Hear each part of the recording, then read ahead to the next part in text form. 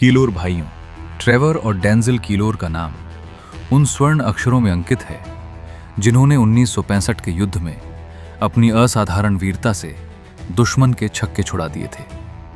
इस रोंगटे खड़े कर देने वाली कहानी की शुरुआत 3 सितंबर 1965 को होती है, जब छंब सेक्टर के आसमान में युद्ध के काले बादल गरज रहे थे। दुश्मन के अत्याधुनिक F-86 साइबर जेट्स को जाल में फंसाने के लिए भारतीय वायुसेना ने मिस्टेयर विमानों को चारे के रूप में आगे भेजा।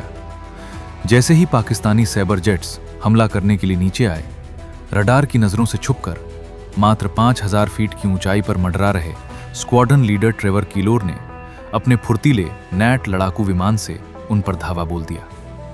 आसमान में मौत का ये खेल तब और खौफनाक हो गया जब दुश्मन के F-104 स्टार फाइटर भी इस जंग में कूद पड़े। ट्रेवर ने अपनी बेमिसाल सूझबूझ का परिचय देते हुए हवा में ही अपने विमान के लैंडिंग गियर को आंशिक रूप से खोल दिया, जिसने एक स्पीड ब्रेक की तरह काम किया और वो अचूक निशाने के लिए दुश्मन के ठीक पीछे टिके रहे।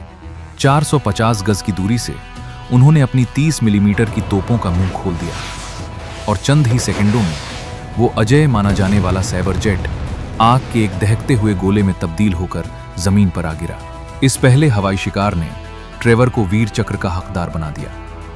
अभी इस शौर्य की गूंज शांत भी नहीं हुई थी कि ठीक 16 दिन बाद 19 सितंबर को उनके बड़े भाई स्क्वाड्रन लीडर डेंजिल कीलोर ने इसी इतिहास को दोहराया। चविंडा पसरूर सेक्टर में जमीन से उठती एंटी एयरक्राफ्ट तोपों की बौछार और मात्र 2000 फीट की ऊंचाई पर लड़ी जा रही इस खौफनाक डॉग फाइट में डेंजिल ने एक भागते हुए साइबर जेट को अपनी अचूक तोपों से छलनी कर दिया। जब डेंजिल वापस लौटे तो दुश्मन की गोलाबारी से उनके विमान का टायर पंक्चर हो चुका था। फिर भी उन्होंने सुरक्षित लैंडिंग की।